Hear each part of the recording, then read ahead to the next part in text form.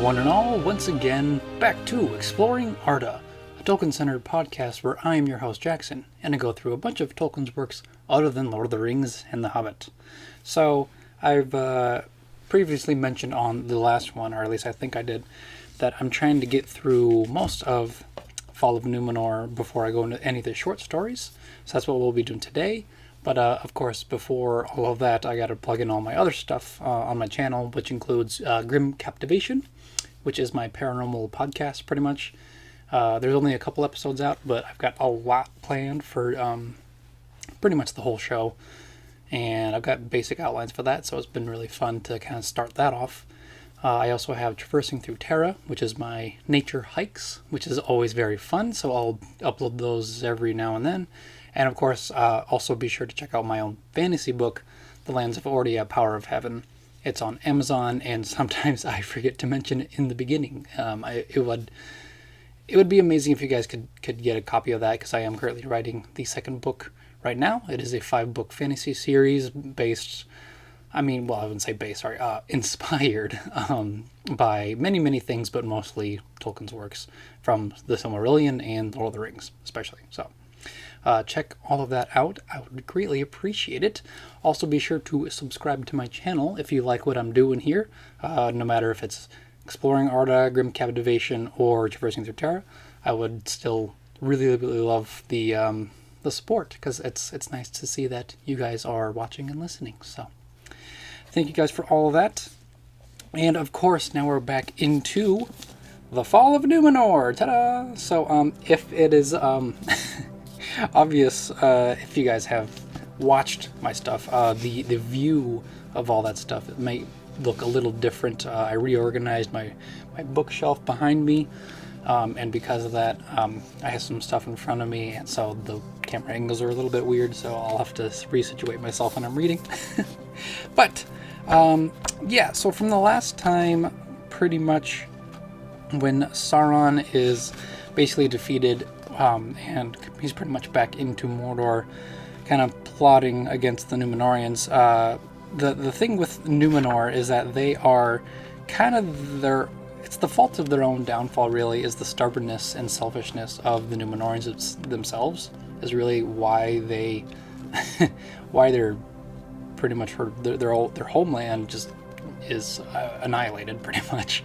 Obviously, it's called Fall of Númenor, so there's no spoilers there, but that's what I think. I think a lot of that's the common thing for Númenor, is like them as a people, like now that they are shutting out the elves and they are no longer celebrating Eru Illuvatar. There used to be like traditions and festivals for Eru and the Valar. Now they're shutting everything off except for whatever they want to do. So if that doesn't sound selfish, that's kind of what Númenorians are all about. So and I think I want to say there's going to be 3 more parts to this, so maybe 11 parts to this, and then we'll be done with Fall of Númenor, but we'll see how it goes. So, with that being said, we get into our first segment with Ar-Pharazon seizes the scepter, so from the last time. So, here we go. The mightiest and proudest was Ar-Pharazon the Golden of all those that had wielded the scepter of the Sea Kings since the foundation of Númenor, and 24 kings and queens had ruled the Númenorians before, and slept now in their deep tombs under the Mount of Meneltarma, lying upon beds of gold. No less than the kingship of the world was his desire. The Elendili, elf friends, and the faithful, alone were not subservient to Ar-Pharazon, or dared to speak against his wishes, and it became well known to all in that time that Amandil, the lord of Andúnie, was head of their party, though not openly declared. Therefore Ar-Pharazon persecuted the faithful, stripping them of any wealth that they had, and he deprived the heirs of Valandil of their lordship. Andúnie he took then and made it to the chief harbour of the king's ship, and Amandil the lord he commanded to dwell in Ravenna. Yet he did not otherwise molest him, nor dismiss him yet from his counsel. For in the days of his youth, ere his father corrupted him, Amandil had been his dear friend, and Amandil was well beloved also by many who were not of the Elendili.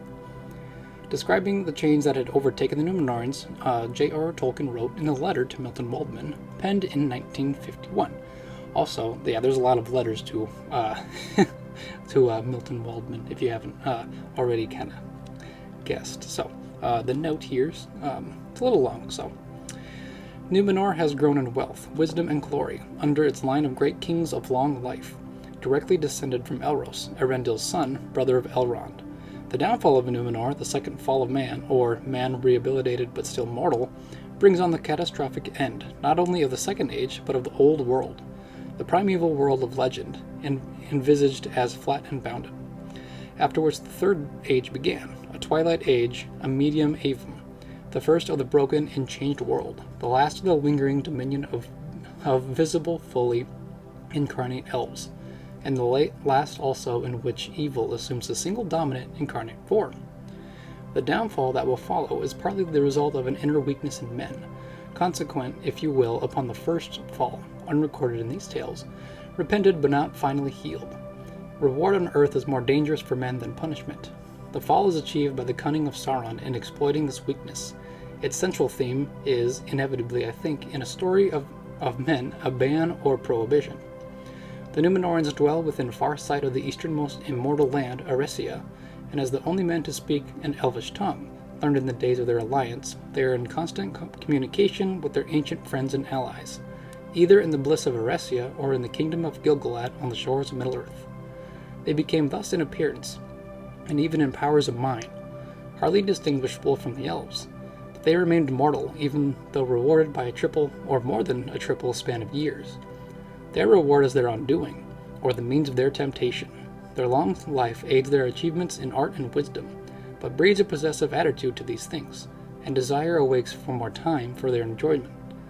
Foreseeing this in part, the gods laid a ban on the Númenorians from the beginning. They must never sail to Eretria, nor westward out of sight of their own land. In all other directions they could go as they would. They must not set foot on immortal lands, and so became enamored of an immortality within the world, which was against their law, the special doom or gift of Ilúvatar of which their nature could not in fact endure. And I'll take a little bit of a break here, and it's his note, so to say, and well, I think that was the end of the note here of what he wrote, and pretty much it kind of like reflects on pretty much what the last part of the Fall of Númenor of like my episodes were, is that the Númenorians kind of realize their mortality, and they they kind of like realize this, and I guess that's partially why they're shutting the elves and the Valar out, because their gift from Eru Illuvatar is death, pretty much, is mortality. And so they kind of realize this, and that's maybe why they're shutting everybody out, because they realize that, and that even though they have a long lifespan, even though they were given Númenor, like, to them from the Valar, like, they don't appreciate that, and that's kind of like, that's what it is, that's their undoing, so, and it's kind of like reflecting on that, so. Back here for one more page, and then I'll do a quick break. So, there are 3 phases in their fall from grace. First, acquiescence, obedience that is free and willing, though without complete understanding. Then for long they obey unwillingly, murmuring more and more openly. Finally they rebel, and a rift appears between the king's men and rebels and the small minority of persecuted faithful.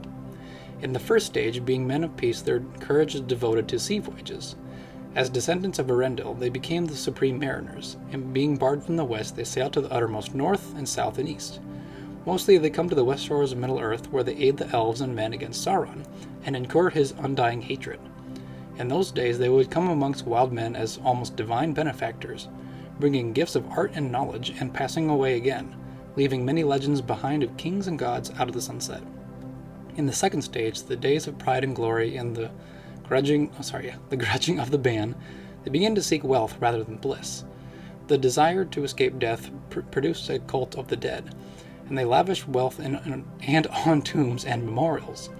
They now made settlements on the west shores, but these became rather strongholds and factories of lords seeking wealth, and the Númenorians became tax gatherers carrying off over the sea ever more and more goods in their great ship. The Númenorians began the forging of arms and engines. This phase ended, and the last began with the ascent of the throne by the 25th king of the land of Elros, Tar-Calion the Golden, or Ar-Pharazon, the most powerful and proud of all kings. So, yeah, pretty much that. those three phases, yes, definitely I can see exactly how. Like the first time that they were kind of like brought, they were, courageous, and that's why all the sea voyages happened, because they're kind of explorers at that point. And then they began to seek other things like wealth, and pretty much instead of like remembrance of like the dead, it's more of just like more of like for titles and appearances and whatnot. So, and then of course the last one is the rebellion phase. So, but yeah. So we're gonna go back into it once more. This section is called Ar-Pharazon sets sail and lands at Umbar. Now Sauron, knowing of the dissension in Númenor, thought how he might use it to achieve his revenge. He began therefore to assail the havens and forts of the Númenorians, and invaded the coastlands under their dominion. As he foresaw this, aroused the great wrath of the king, who resolved to challenge Sauron the Great for the lordship of Middle-earth. Mariners of Númenor brought rumor of him. Some said that he was a greater king than the king of Númenor. Some said he was one of the gods or their sons set to govern Middle-earth. A few people reported that he was an evil spirit, perchance Morgoth himself returned, but this was held to be only a foolish fable of the wild men. The Lord sent messages to the king and spake through the mouths of wise men and counseled him against this mission, for they said that Sauron would work evil if he came. And sitting upon his cavern throne in the city of Armenelos, in the glory of his power, Ar-Pharazon brooded darkly, thinking of war, for he had learned in Middle-earth of the strength of the realm of Sauron, and of his hatred of Westerness. And now there came to him the masters of ships and captains returning out of the east, and they reported that Sauron was putting forth his might, since Ar-Pharazon had gone back from Middle-earth, and he was pressing down upon the cities by the coasts. And he had now taken the title of King of Men, and declared his purpose to drive the Númenorians into the sea and destroy even Númenor, if that may be. Great was the anger of Ar-Pharazon at these tidings, and as he pondered long in secret, his heart was filled with the desire of power unbounded and the sole dominion of his will. And he determined without counsel of the Valar, or the aid of any wisdom but his own, that the title of King of Men he would himself claim, and would compel Sauron to become his vassal and his servant. For in his pride he deemed that no king should ever arise so mighty as to vie with the heir of Erendil. Therefore he began in that time to smith the great hoard of weapons, and many ships of war he built and stored them with his arms. For 5 years Ar-Pharazon prepared, and when all was made ready, he himself set sail with his host into the east.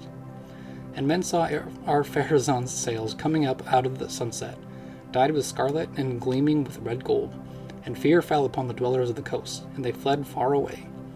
But the fleet came at last to that place that was called Umbar, where the mighty haven of the Númenorians that had no hand had wrought. Empty and silent were all the lands about when the king of the sea marched upon Middle-earth.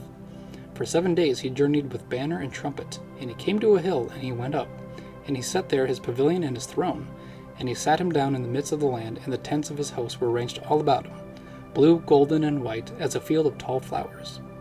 Then he sent forth heralds, and commanded Sauron to come before him, and swear to him fealty. It's a bold move. And Sauron came. Even from his mighty tower of Barad-dûr he came, and made no offer of battle. For he perceived that the power and majesty of the kings of the sea surpassed all rumor of them, so that he could not trust even the greatest of his servants to withstand them. And he saw not his time yet to work his will with the Dunedain. And he was crafty, well skilled to gain that he would by subtlety when force might not avail. Therefore he humbled himself before Ar-Pharazon and smoothed his tongue, and men wondered, for all that he had said seemed fair and wise.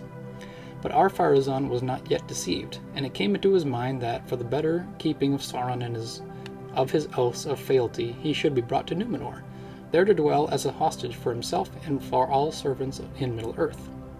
To this Sauron assented as one constrained, yet in his secret thought he received it gladly, for it chimed indeed with his desire. This is a hard doom, said Sauron, but great kings must have their will, and he submitted as one under compulsion, concealing his delight, for things had fallen out according to his design. Alright, so this is also another good stopping point as well. Ar-Pharazon, he is not the greatest guy, but so he pretty much sees Sauron as a challenger for the dominion of Middle-earth, and so he pretty much preps up a bunch of just war supplies, ships, weapons, armory, all that stuff. He goes over and pretty much challenges Morgoth, being like, "Hey, like, you want to you want to rule over these people? We got to come through me first." And so Sauron's just like, "Okay, all right, sure." And so he literally just like meets up with Ar-Pharazon. Sauron does, and of course this is still Sauron in his physical form. Yeah, and then he's pretty much brought to Númenor, or he agrees to, go to Númenor as a prisoner. And Ar-Pharazon's probably just thinking that this is his doing of trying to free Middle Earth from Sauron, just by him literally just coming over and I guess arresting Sauron. And that's kind of what's happened. So we'll see what else happens, because the next one is called Sauron is taken as prisoner to Númenor. There you go. Alright, there you go. Hoping to accomplish by cunning that what he could not achieve by force, Sauron passed over the sea and looked upon the land of Númenor. Oh, sorry guys. And on the city of Ar-Menellos in the days of its glory, and he was astounded, but his heart within was filled with more the envy and hate. Yet such was the cunning of his mind and mouth, and the strength of his hidden will, that ere 3 years had passed he had become closest to the secret counsels of the king. For flattery sweet as honey as was ever on his tongue, and knowledge he had of many things yet unrevealed to men. Now Sauron had great wisdom and knowledge, and could find words of seeming reason for the persuasion of all but the most wary, and he could still assume a fair countenance when he wished. Great kings must have their will. This was the burden of all his advice, and whatever the king desired he said was his right, and devised plans whereby he might gain it. And seeing the favor that he had of their lord, all the counsellors began to fawn upon him, save one alone, Amandil, lord of Andúnië. Then slowly a change came over the land, and the hearts of the elf friends were sorely troubled, and many fell away out of fear. And although those that remained still called themselves the faithful, their enemies named them rebels.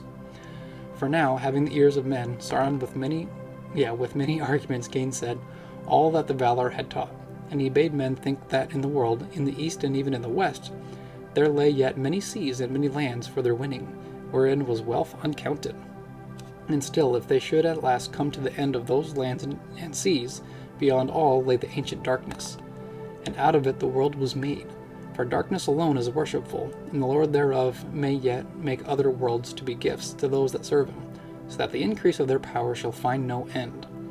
And Ar-Pharazon said, Who is the Lord of the darkness? Then behind locked doors Sauron spoke to the king, and he lied, saying, It is he whose name is not now spoken, for the Valar have deceived you concerning him, putting forward the name of Eru, a phantom devised in the folly of their hearts, seeking to enchain men in servitude to themselves. For they are the oracle of this Eru, which speaks only what they will. But he that is their master shall yet prevail, and he will deliver you from this phantom, and his name is Melkor, Lord of all, giver of freedom, and he shall make you stronger than they. Then Ar-Pharazon the king turned back to the worship of the dark, and of Melkor the lord thereof, at first in secret, but ere long openly and in the face of his people, and they for the most part followed him. Yet there dwelt still a remnant of the faithful, as has been told, as Ravenna and in the country near, and other few there were here and there in the land. The chief among them, to whom they looked for leading and courage in the evil days, was Amandil, counsellor of the king, and his son Elendil, whose sons were Isildur and Anarion, then young men by the reckoning of Númenor. Amandil and Elendil, were great ship captains, and they were of the line of Elros Tar Miniatur, though not of the ruling house to whom belonged the crown and the throne in the city of Ar-Menellos. In the days of their youth together, Amandil had been near to Pharazon, and though he was of the elf friends, he remained in his council until the coming of Sauron. Now he was dismissed, for Sauron hated him above all others in Númenor, but he was so noble and had been so mighty a captain of the sea that he was still held in honor by many of the people, and neither the king nor Sauron dared to lay hands on him as yet. Therefore Amandil withdrew to Ravenna, and all that he trusted still to be faithful he summoned to come thither in secret, for he feared that evil would now grow apace, and all the elf friends were in peril. And so it soon came to pass, for the Meneltarma was utterly deserted in those days, and though not even Sauron dared to defile the high place, yet the king would let no man, upon pain of death, ascend to it, not even those of the faithful who kept Ilúvatar in their hearts. And Sauron urged the king to cut down the white tree, Nimloth the Fair, that grew in his courts, for it was a memorial of the Eldar and of the light of Valinor. At first the king would not assent to this, since he believed that the fortunes of his house were bound up with the tree, as was forspoken by Tar Palantir. Thus in his folly he who now hated the Eldar and the Valar vainly clung to the shadow of the old allegiance of Númenor. But when Amandil heard rumor of the evil purpose of Sauron, he was grieved to the heart, knowing that in the end Sauron would surely have his will. Then he spoke to Elendil and the sons of Elendil, recalling the tale of the trees of Valinor. And Isildur said no word, but went out by night and did a deed for which he was afterwards renowned. For he passed alone in disguise to Armenelos, into the courts of the king, which were now forbidden to the faithful. And he came to the place of the tree, which was forbidden to all by the orders of Sauron, and the tree was watched day and night by guards and his servants. At that time Nimloth was dark and bore no bloom, for it was late in the autumn, and its winter was nigh. And Isildur passed through the guards, and took from the tree a fruit that hung upon it, and turned to go. But the guard was aroused, and he was assailed, and fought his way out, receiving many wounds, and he escaped, and because he was disguised, it was not discovered who had laid hands on the tree. But Isildur came at last hardly back to Ravenna, and delivered the fruit to the hands of Amandil, ere his strength failed him. Then the fruit was planted in secret, and it was blessed by Amandil, and a shoot arose from it, and sprouted it in the spring. But when its first leaf opened, then Isildur, who had laid long and come near to death, arose and was troubled no more by his wounds. I'm going to do like a very quick break for this. So Sauron is now magically, well, not magically, but his persuasion is through the roof. His charisma is insane, because not only does he become pretty much buddies with the king, he pretty much sways Ar-Pharazon to literally start worshiping Melkor. Basically, it's just like, nah, don't listen to Eru, don't listen to Ilúvatar. You should really focus on Melkor. He's really the guy who will give your freedom out, pretty much. And so he does. And I guess all the people in Númenor start to follow Melkor. And of course, if you've been with me and have read through the Silmarillion, that's not good. Melkor is not a good sign. It never is. But of course, there's always the thing where Melkor's dark seed will always be planted in Middle-earth or in Arda, pretty much. And this is just another example where it's like it is separate from Middle-earth, but it's still in Arda. It's still in Númenor, and all it takes is Sauron to do some sweet talking, and now they're back to praising Melkor again. So it's not the greatest news. So, but yeah, and then all this happens, and Amandil is kind of like back and forth on like what he wants to do, because, well, obviously Sauron has pretty much control of Númenor at this point, since he is pretty much buddies with the king, with Ar-Pharazon. So he can't really do much, but then Isildur was like, nah, like I gotta do something about this, and so he goes and steals he steals the fruit from the tree that reminds them of Valinor, and it's kind of this hope that kind of like blooms, like a small little hope that blooms, and sometimes that's kind of all you need. So that's all Isildur needed, apparently. So but yeah, and that's kind of like where I'm at right now, so we'll just go right back into it again. So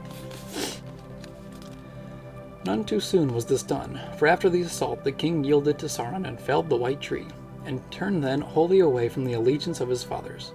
But Sauron caused to be built upon the hill in the midst of the city of the Númenorians, Armenelos the Golden, a mighty temple, and it was in the form of a circle at the base. And there the walls were 50 feet in thickness, and the width of the base was 500 feet across the center, and the walls rose from the ground 500 feet, and they were crowned with a mighty dome. And that dome was roofed all with silver, and rose glittering in the sun, so that the light of it could be seen far off. But soon the light was darkened, and the silver became black. For there was an altar of fire in the midst of the temple, and in the topmost of the dome there was a louver, whence there issued a great smoke. And the first fire upon the altar Sauron kindled with the hewn wood of Nimloth, and it crackled and was consumed. But men marveled at the reek that went up from it, so that land lay under a cloud for 7 days, until slowly it passed into the west. Thereafter the fire and smoke went up without ceasing, for the power of Sauron daily increased, and in that temple was spilling of blood and torment and great wickedness, men made sacrifice to Melkor that he should release them from death. And most often from them, the faithful they chose their victims, yet never openly on the charge that they would not worship Melkor, the giver of freedom. Rather was cause sought against them that they hated the king and were his rebels, or that they plotted against their kin, devising lies and poisons. These charges were for the most part false, yet those were bitter days, and hate brings forth hate. But for all this, death did not depart from the land, rather it came sooner and more often, and in many dreadful guises. For whereas aforetime men had grown slowly old, and had laid them down in the end to sleep, when they were weary at last of the world, now madness and sickness assailed them, and yet they were afraid to die and go out into the dark, the realm of the Lord that they had taken, and they cursed themselves in their agony.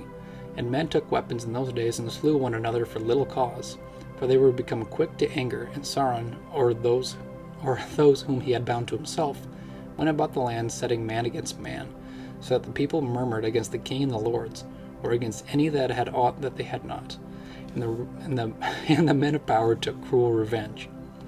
Nonetheless, for long it seemed to the Númenorians that they prospered, and if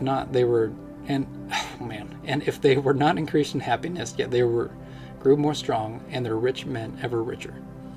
For with the aid and counsel of Sauron they multiplied their possessions, and they devised engines, and they built ever greater ships. And they sailed now with power and armory to Middle-earth, and they came no longer as bringers of gifts, nor even as rulers, but as fierce men of war. And as they hunted the men of Middle-earth, and took their goods and enslaved them, and many slew cruelly upon their altars. For they built in their fortresses temples and great tombs in those days, and men feared them, and the memory of the kindly kings of the ancient days faded from the world, and was darkened by many a tale of dread.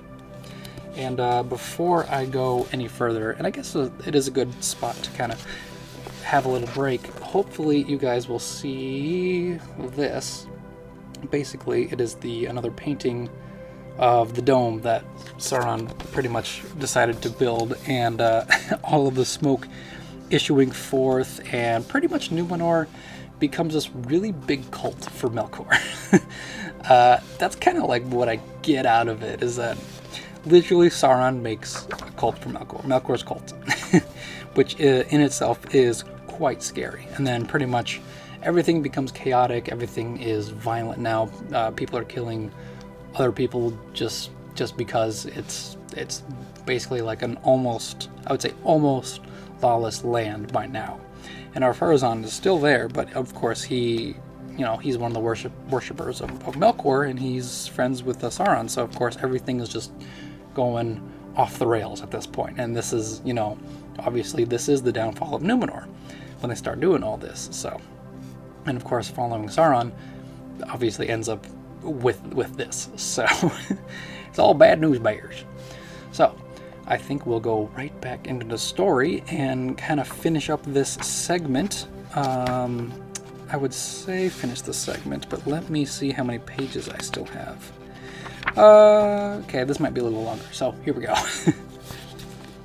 Thus Ar-Pharazon, king of the land of the star, grew to the mightiest tyrant that had yet been in the world since the reign of Morgoth, though in truth Sauron ruled all from behind the throne. So great was his power over the hearts of the most of that people that maybe, had he wished, he could have taken the scepter, but all that he wished was to bring Númenor to ruin. Therefore he said to the king, "One thing only now you lack to make you the greatest king in the world, the undying life that is withheld from you in fear and jealousy by the lying powers in the west. But great kings take what is their right." And Ar-Pharazon pondered these words, but for long fear held him back. But the years passed, and the king felt the shadow of death approach, as his days lengthened, and he was filled with fear and wrath. And now came the hour that Sauron had prepared and long awaited. And Sauron spoke to the king, saying that his strength was now so great that he might think to have his will in all things, and to be subject to no command or ban. And he said, "The Valar have possessed themselves of the land where there is no death, and they lie to you concerning it, hiding it best as they may, because of their avarice, and their fear lest the kings of men should wrest from them the deathless realm, and rule the world in their stead. And though, doubtless, the gift of life unending is not for all, but only for such as are worthy, being men of might and pride and great lineage, yet against all justice it is done that this gift, which is his due, should be withheld from the King of Kings, Ar-Pharazon, mightiest of the sons of earth, to whom Manwë alone can be compared, if even he. but great kings do not brook denials, and take what is their due. Then Ar-Pharazon, being besotted and walking under the shadow of death, for his span was drawing toward its end, hearkened to Sauron and began to ponder in his heart how he might make war upon the Valar. So, I think that makes no... I don't think that really needs any summary. Basically, he is at war with the Valar because of Sauron. So, we're just going to go right through it again. So here we go. Next section says, Ar-Pharazon begins the building of the great armament. Ar-Pharazon began to prepare a vast armament for the assault upon Valinor that should surpass the one with which he had come to Umbar, even as a great galleon of Númenor surpassed a fisherman's boat. He was long preparing this design, and he spoke not only openly of it, yet it could not be hidden from all. And Amandil, becoming aware of the purposes of the king, was dismayed and filled with a great dread, for he knew that men could not vanquish the Valar in war, and that ruin must come upon the world if this war were not stayed. Therefore he called his son Elendil, and he said to him, The days are dark, and there is no hope in men, for the faithful are few. Therefore I am minded to try that counsel which our forefather Elendil took of old, to sail into the west, be there ban or no, to speak to the Valar, even to Manwë himself, if may be, and beseech his aid ere is lost. Would you then betray the king? Said Elendil, for you know well the charge that they make against us, that we are traitors and spies, and that until this day it has been false. If I thought that Manwë needed such a messenger, said Amandil, I would betray the king, for there is but one loyalty from which no man can be absolved in heart for any cause. But it is for mercy upon men and their deliverance from Sauron the Deceiver that I would plead, since some at least have remained faithful.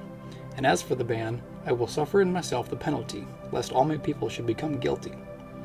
But what think you, my father, is like to befall those of your house whom you leave behind, when your deed becomes known? It must not become known, said Amandil. I will prepare my going in secret, and I will set sail into the east, whither daily the ships depart from our havens, and thereafter as wind and chance may allow. I will go about, through south and north, back into the west, and seek what I may find. But for you and your folk, my son, I counsel that you should prepare yourselves other ships, and put aboard all such things as your hearts cannot bear to part with. And when the ships are ready, you should lie in the haven of Ravenna, and give out among men that you purpose, when you see your time, to follow me into the west. Sorry, I did a little edge there. Amandil is no longer so dear to our kinsman upon the throne that he will grieve over much, if we seek to depart for a season or for good. But let it not be seen that you intend to take any men, or he will be troubled, because of the war that he now plots, for which he will need all the force that he may gather. Seek out the faithful that are known to still to be true, and let them join you in secret, if they are willing to go with you and share in your design. And what shall that design be? Said Elendil. To meddle not in the war, and to watch, answered Amandil. Until I return I can say no more, but it is most like that you shall fly from the land of the star, with no star to guide you, for that land is defiled. Then you shall lose all that you have loved, foretasting death in life, seeking a land of exile elsewhere. But east or west the Valar alone can say. Then Amandil said farewell to all his household as one that is about to die. For, he said, it may well prove that you will see me never again, and that I shall show you no such sign as Elendil showed long ago. But hold you ever in readiness, for the end of the world that we have known is now at hand.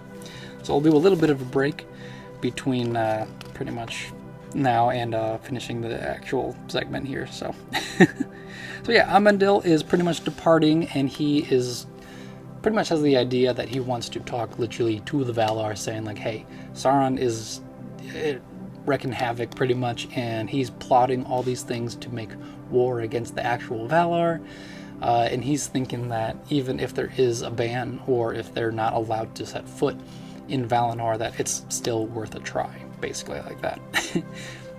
And then Elendil is just like, okay, well, what are we supposed to do? And he's just like, this whole thing is just like, well, just be prepared to leave, pretty much, because Númenor is gonna be gone pretty soon.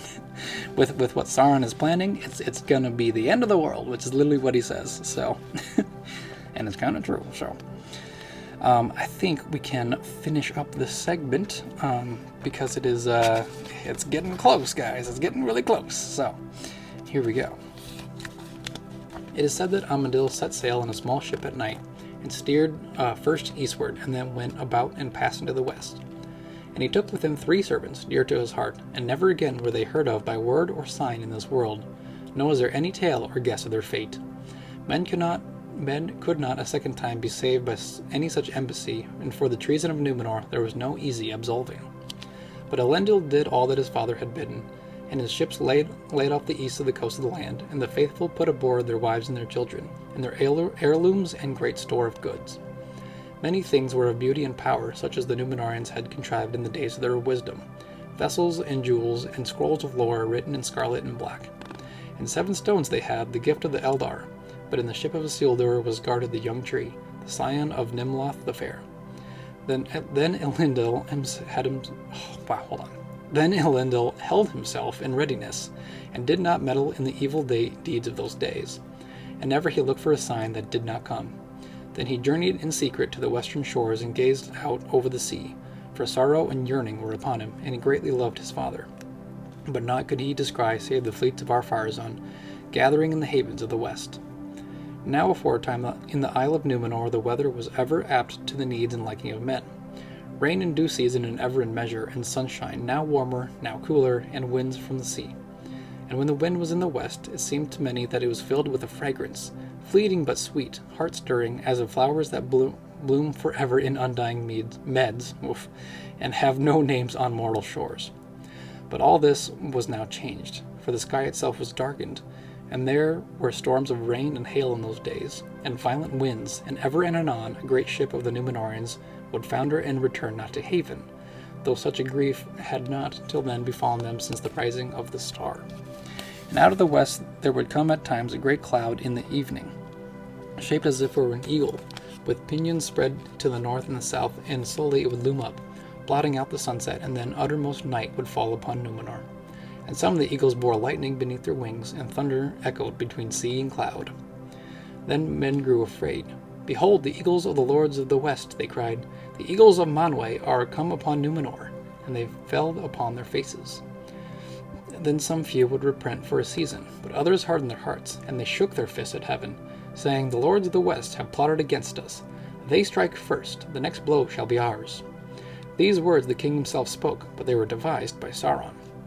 Now the lightning increased and slew men upon the hills, and in the fields, and in the streets of the city, and a fiery bolt smote the dome on the temple and shore it asunder, and it was wreathed in flame. But the temple itself was unshaken, and Sauron stood there upon the pinnacle, and defied the lightning, and was unharmed. And in that hour men called him a god, and did all that he would. When therefore the last portent came, they heeded it little, for the land shook under them, and a groaning as of thunder underground was mingled with the roaring of the sea, and smoke issued from the peak of the middle Tarma. But all the more did Ar-Pharazon press on with his armament.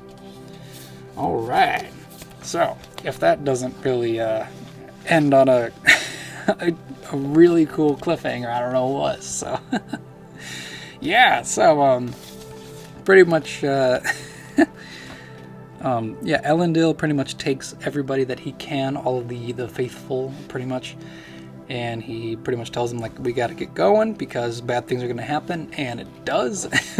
I did not remember lightning coming out of the sky, like, and this is also me reading from Silmarillion themed, obviously, from the Silmarillion. I don't remember lightning coming out from the sky, but that's really, really cool at the same time. Literally lightning and fire just coming down upon them, and especially upon the temple. And then Sauron apparently survives a lightning attack, and everybody's like, whoa, this guy's a god. So of course that's the last thing, and of course Ar-Pharazon's like, that's a sign, we're gonna go attack them because they attacked us first. So yeah, it's coming to a climatic end for Númenor. So because the last, or I shouldn't say the last, the next section is literally just called Downfall of Númenor. So, and after that, there is a few things afterward, but we will pretty much see what happens after that. So it might be 2 more parts here, but yeah, I'm greatly enjoying Fall of Numenor. Almost to the end here. I'm very excited. I hope you guys are as well. It's been an exciting tale so far, and right now it's obviously nearing the end. So let me know what you guys think about the Fall of Numenor so far until the climatic end. Pretty much the climatic end is the next part, pretty much part 10, I believe. So, but yeah, so I think that's everything that I have for this episode. As usual, just be sure to check out my other stuff on my channel, the Grim Captivation, my paranormal podcast that I'm having a lot of fun with. I'd appreciate it if you guys check those out, as well as my Traversing Through Terra, which are my my hiking, my nature videos, which I'm having fun too. And of course, as always, The Lands of Ordia, Power of Heaven, my fantasy book that I'm putting a lot of time on. So I would appreciate you guys if you could check any of them out or all of them out. That would be absolutely incredible. So I think with all that being said, just stay tuned for another episode. And may the light of Elbereth be with you all. Farewell.